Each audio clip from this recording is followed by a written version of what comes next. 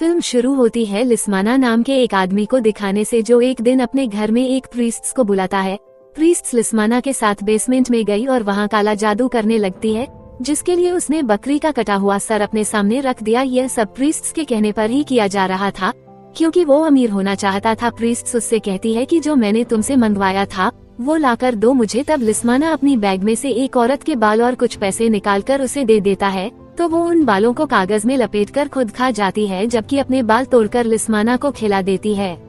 फिर वो लिस्माना के सामने पैसों को जलाकर उसके हाथ पर चाकू से कट लगा देती है, जो चीज हालांकि जादू का हिस्सा ही था, लेकिन लिस्माना को दर्द होने की वजह से वो प्रीस्ट्स को बुरा भला कहने लगता है और दूसरी तरफ अपना मुंह कर लेता है, जबकि उसके पीछे प्रीस्ट्स हवा में उड़ने लगती है। अब जब लिस्माना मुड़कर उसकी तरफ देखता है तो प्रीस्ट्स को ऐसी हालत में देखकर वो दंग रह गया और अब उसे भी प्रीस्ट्स की जादुई ताकतों पर यकीन हो गया था। वो उसके सामने घुटनों पर बैठ गया। वो कहता है कि आज से मैं तुम्हारा गुलाम। उसका यह कहना ही था कि उसके कमरे में पैसों की बारिश होने लगती है। साथ ही लिस्माना का ब्रीफ केस भी पैसों से भरने लगता है, जो देखकर उसकी खुशी का कोई ठिकाना ही नहीं रहता। यही नहीं बल्कि जिस बकरे का वो सर था वो भी जिंदा होकर पूरा यहाँ खड़ा हो जाता है।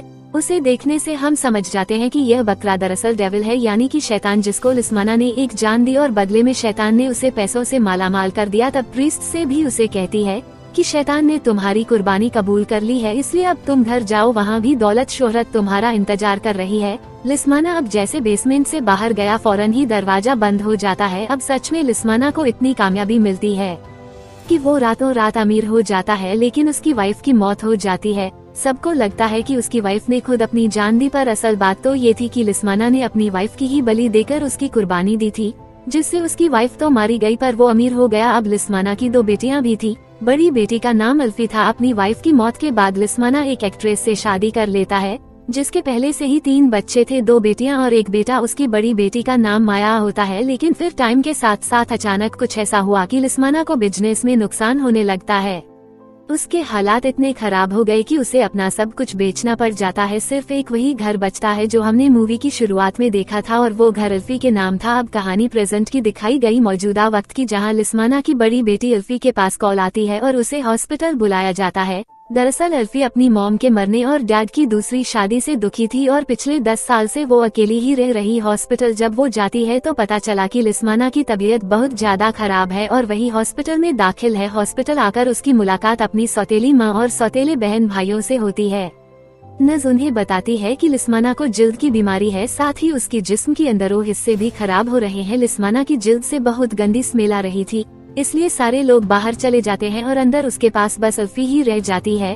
वो जब वहाँ बैठी थी तो अचानक लाइट चली गई। तभी लिस्माना उसका हाथ पकड़ लेता है और एक डरावना सा हाथ भी हम देख पाते हैं, जो एक डरावनी औरत का था और वो पर्दे के पीछे से बाहर आ रही थी। वो अल्फी की तरफ बढ़ने लगी पर अचानक ही गायब हो जाती है। अब अल्फी जब देखती है कि डैड ने काफी देर से मेरा हाथ पकड़ा हुआ है, तो वो बेड की तरफ देखती है, जहाँ उसे डरावनी औरत ने ही उसका हाथ पकड़ा हुआ था। असल में वो अल्फी पर हमला कर देती है, जिससे वो काफी घबरा जाती है। पर अचानक ही लाइट आ गई और सब नॉर्मल हो जाता है। अब अचानक लिस्माना बेड से उठकर अल्फी को पकड़ लेता है। वो कंट्रोल से बाहर हो गया था। अब शोर सुनकर बाकी सब भी अंदर आ गए और लिस्माना अपनी दूसरी बेटी के ऊपर गिर गया, यानी माया की बहन के ऊपर, और उसके मुंह से जो खून निकल रहा था वो सारा माया की बहन पर गिर जाता है। पर अल्फी इस सारे इंसिडेंट से काफी खौफ में आ जाती है।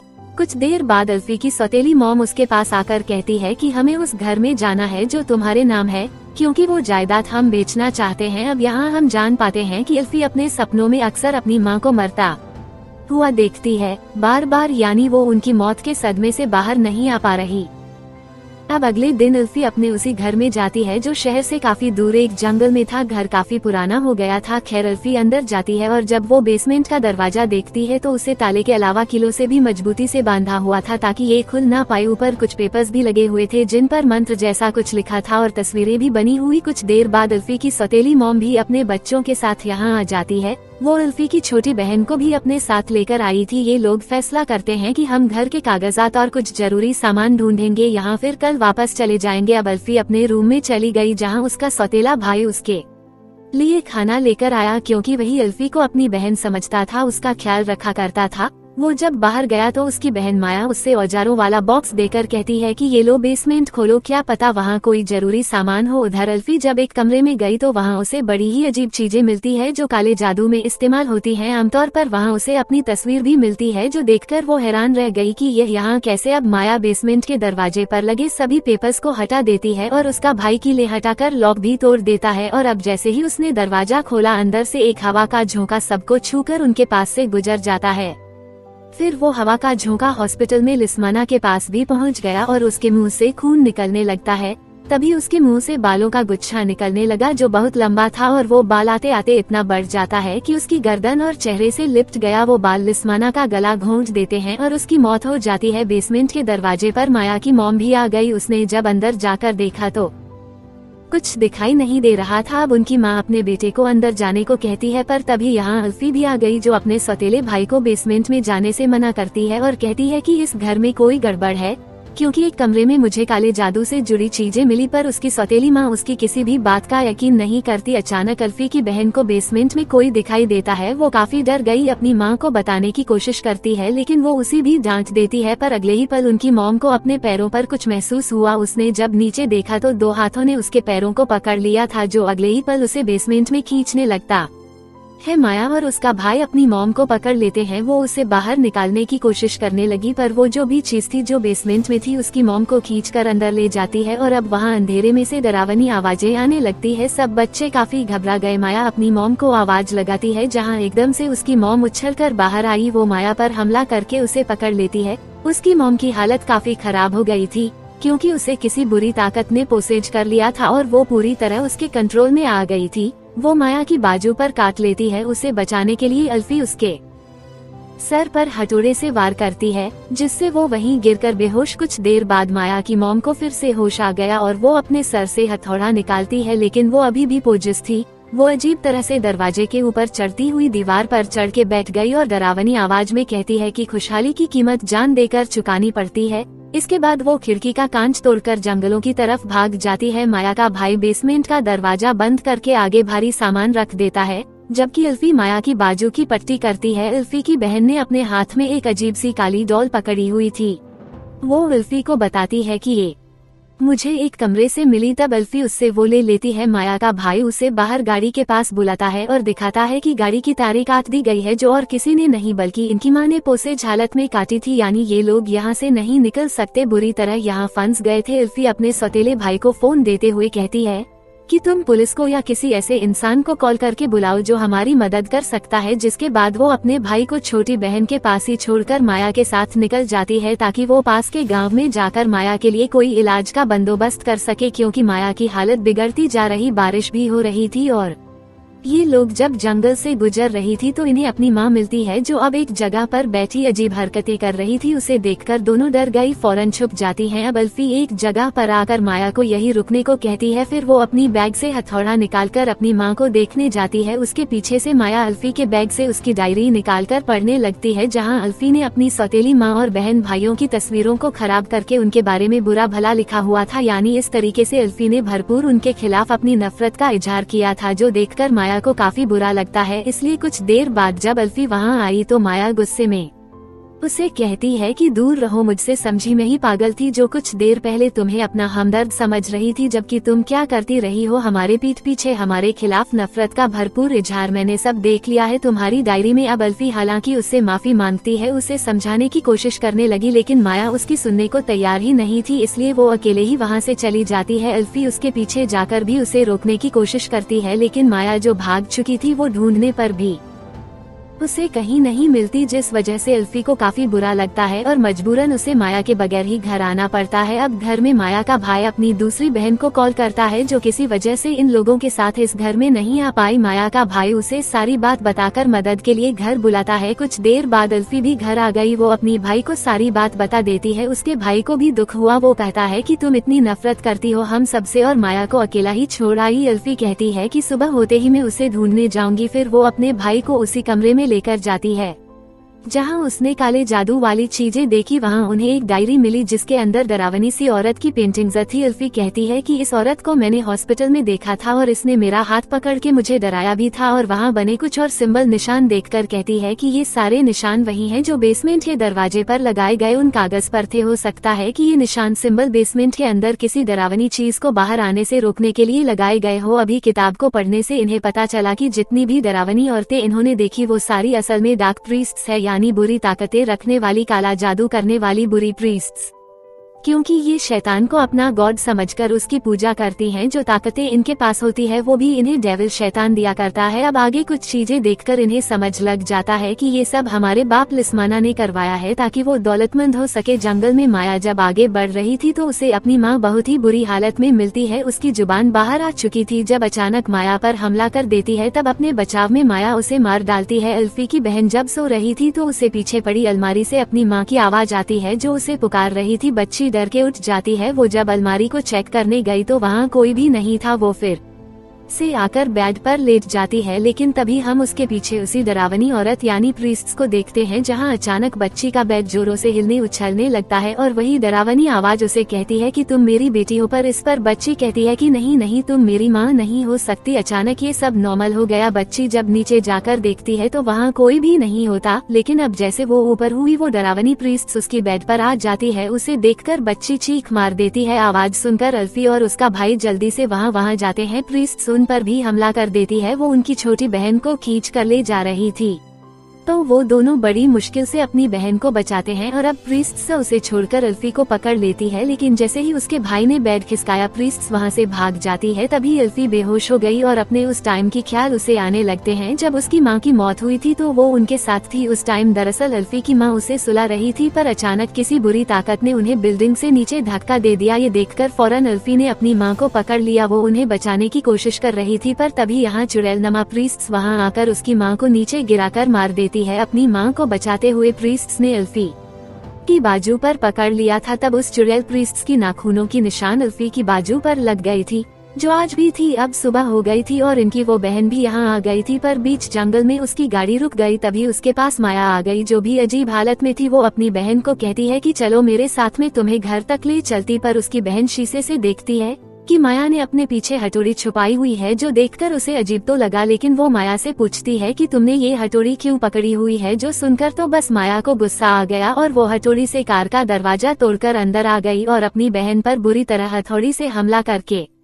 उसे मार डालती है, जिससे हम समझ जाते हैं कि माया भी अपनी होश में नहीं रही, वो भी पोस्टेड हो चुकी है। वो फिर घर आती है और देखती है कि अल्फी की हालत खराब है। बार बार उसे भी प्रीस्ट्स की डरावनी आवाजें पुकार रही और उसके पास ही हम डेविल को भी देख पाते हैं। तभी माया को बेसमेंट में उसी डरावनी प्रीस्ट्स की परछाई दिखाई देती है, इसलिए वो बेसमेंट में आ जाती है। बेसमेंट में माया को 5 पुतलों से बनी एक माला मिलती है, इन्हीं इन पुतलों को जो उसने पिरोया हुआ था, और ये इनकी फैमिली के ही थे। एक बार फिर उसे प्रीस्ट्स पुकारने लगी। माया पूछती है कि तुम कौन हो। वो बताती है कि मैं तुम्हारी माँ हूँ, तुम्हारी बहन भाइयों ने मुझे चुन लिया है, इसलिए अब तुम भी मेरी गुलामी में आ जाओ मेरी बच्ची। इतना सुनकर माया अपना सर झुका देती है और हम पीछे डरावनी प्रीस्ट्स को बैठा हुआ देखते हैं। सुबह अल्फी को होश आ गया। वो जब नीचे आई तो अपनी माँ को पियानो बजाते हुए देखती है, इसलिए वो उनके साथ में जाकर बैठ जाती है, पर ये उसकी मॉम नहीं बल्कि वही प्रीस्ट्स थी जो अल्फी का हाथ पकड़ के उसे जख्मी कर देती है। अल्फी बुरी तरह चिल्लाने लगी। अब प्रीस्ट्स उसके सामने अपना मुँह चीरने लगती है। अल्फी से ये देखा नहीं गया तो वो अपनी आंखों पर हाथ रख लेती है, पर प्रीस्ट्स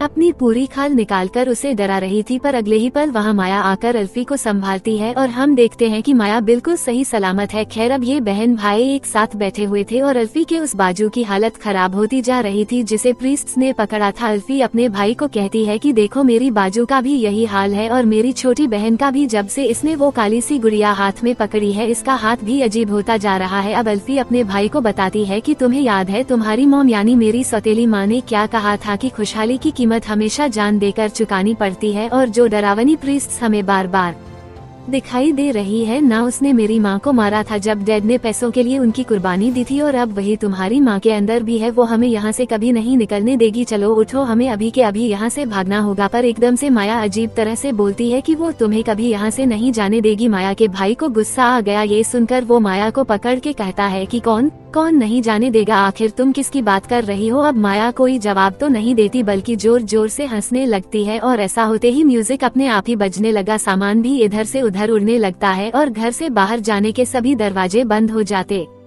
है। पर माया फिर से वही बात करती है कि वो तुम्हें यहाँ से जाने नहीं देगी। तभी खिड़की से बाहर वही डरावनी प्रीस्ट आ जाती है। माया का भाई उसे ढूंढने जाता है क्योंकि माया गायब हो गई। ऊपर एक कमरे में आकर वो देखता है कि माया अपना सर दरवाजे पर मार कर रो रही है। उसका भाई कहता है कि क्या कर रही हो तुम, चलो हमें यहाँ से चलना है। और अब वो जैसे ही मुड़ी हम देखते हैं कि वो माया नहीं बल्कि वही प्रीस्ट है। उसे देखकर वो डर से भाग जाता है, लेकिन जहाँ भी वो जा रहा था डरावनी प्रीस्ट दरवाजा बंद कर देती है और देखता है कि उसके पीछे माया बैठी हुई। वो अपने भाई को बताती है कि वो जो है ना वो उल्फी और उसकी बहन को हासिल करना चाहता है, यानी उनकी कुर्बानी लेना चाहता है। इस टाइम माया के हाथ में अपने भाई का पुतला था जो उसने माला में से लिया था। वो कहती है कि उस जंगल में हमारी माँ और दूसरी बहन को मार दिया है उसने और अब वो दरवाजे के पीछे बैठा हमारा इंतजार कर रहा है। अब जैसे दरवाजा खुला हम देखते हैं कि वहाँ वही डेविल था। माया कहती है यही सही टाइम है डेविल को उल्फी और उसकी बहन की कुर्बानी देने का, ताकि डेविल को उन दोनों के जाने मिल जाए और लिस्माना पर लगा हुआ कर्ज श्राप खत्म हो जाए। क्योंकि उल्फी और उसकी बहन लिस्माना की पहली वाइफ के बच्चे थे तो उनकी माँ मर गई, जिसके बाद उल्फी और उसकी बहन के कुर्बान होते ही सब ठीक हो जाएगा और हम शैतान के गुलाम बन जाएंगे, जिससे हम बहुत पावरफुल हो जाएंगे। और उसका भाई उल्फी और उसकी बहन को कुर्बान करना और शैतान की गुलामी करना नहीं चाहता था, जिसके लिए वो साफ साफ मना कर देता है, जिस वजह से उसे गुस्सा आ गया। अब माया के हाथ में अपने भाई का पुतला तो था ही, जिसका वो हाथ तोड़ देती है। पुतले का हाथ टूटते ही उसके भाई का हाथ भी टूट गया, पर वो अपनी जान बचाकर भागने लगा। लेकिन फिर माया पुतले की टांग तोड़ देती है, जिससे उसकी भाई की भी टांग टूट गई और वो सीढ़ियों से नीचे गिर जाता है। उसके सामने उल्फी और उसकी बहन भी थी और अब माया उन दोनों के सामने ही पुतले का सर तोड़कर अलग कर देती है। ऐसा होते ही उसकी भाई का सर भी जिस्म से अलग हो जाता है और भयानक तरह से उसकी मौत हो जाती है। ये देखकर दोनों बहनें काफी डर जाती हैं और अब माया उल्फी की बहन का पुतला उठाती है। ऐसा होते ही कोई ताकत उसे बेसमेंट में खींच ले जाती है। फिर माया उल्फी का पुतला उठाकर जमीन पर रखती है। ऐसा होते ही उल्फी उल्टी हो जाती है और अब जैसे जैसे माया ऊपर से नीचे पुतले को उछालने लगी, वैसे ही उल्फी भी उछलने लगती है, जिससे वो बेहोश हो गई। कुछ देर बाद जब उल्फी को होश आया तो वह खुद को बेसमेंट में पाती है, जहाँ उसे अपने सामने पास्ट यानी पिछला दिखाया गया कि जब प्रीस्ट उल्फी की मां के मरने के बाद रिचुअल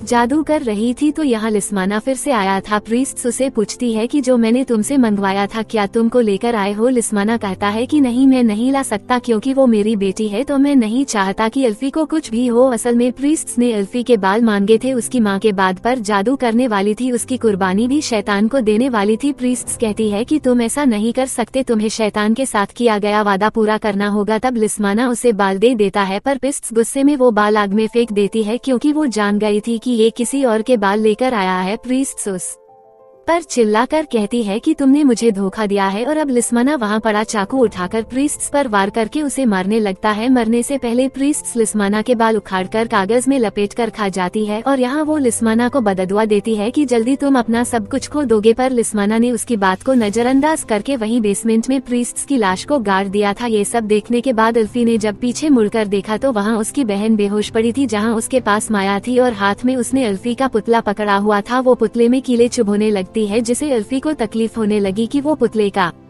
गला घोटने लगी तो उल्फी का सांस भी बंद होने लगा, लेकिन वो माया के गले में उसका पुतला देख लेती है। ये देखकर उल्फी को आइडिया आया, वो जोर जोर से हंसने लगती है। माया को ये देखकर गुस्सा आ गया, वो उल्फी के पास जाकर कहती है कि इसमें हंसने वाली कौन सी बात है। फिर वो दूर जाकर उल्फी के पुतले की टांग तोड़ने लगती है, पर ठीक तभी उल्फी भी माया को उसका पुतला दिखाकर चिढ़ाने लगती है जो उसने तब चुरा लिया था। जब अभी माया उसके करीब आई, ये देखकर माया डर गई। तभी उल्फी उसका पुतला आग में फेंक दी और यहाँ माया आग में जलने से मारी जाती है। अब उल्फी जमीन में गड़ी प्रीस्ट की लाश निकालकर उसका पेट चीरती है और अंदर से लिस्माना के बाल बाहर निकालकर उन्हें आग में फेंक देती है ताकि ये कर्ज खत्म हो सके। ऐसा होते ही उल्फी पूरी तरह से ठीक तो हो जाती है, पर पीछे से प्रीस्ट बाहर आकर उसे खींचकर कब्र के अंदर ले जाती है जो गड्ढे की तरह थी, जिससे उल्फी बेहोश हो गई। जब उसे होश आया तो वो प्रीस्ट की लाश के साथ ही नीटी होती है और उसका पूरा जिस्म बालों में निपटा हुआ था। उल्फी चाकू से बाल काटकर खुद को आजाद तो कर लेती है, लेकिन वो इस गड्ढे से बाहर नहीं निकल पाती। पर तभी एक हाथ अंदर आया जो उसकी मदद के लिए आया था। उल्फी उस हाथ को पकड़कर बाहर आ जाती है, जो और किसी का नहीं बल्कि उसकी बहन का ही था। अब कर्ज पूरी तरह से